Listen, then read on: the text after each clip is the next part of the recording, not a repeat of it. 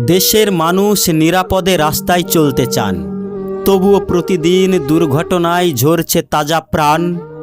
দুর্ঘটনার প্রকৃত কারণ কে বা আজি খুঁজে?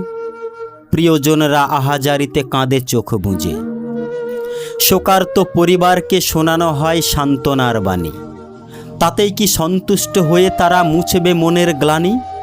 দুর্ঘটনার অনেক কারণ সবার চোখে পড়ে। বাঁচত মানুষ চলতো যদি একটু নিয়ম করে। মর্মান্তিক দুর্ঘটনা যখনই কোথাও ঘটে, ওভারটেকই দুর্ঘটনার প্রধান কারণ বটে। দ্রুত বেগে যে চালায় গাড়ি, হারিয়ে ফেলে মাত্রা।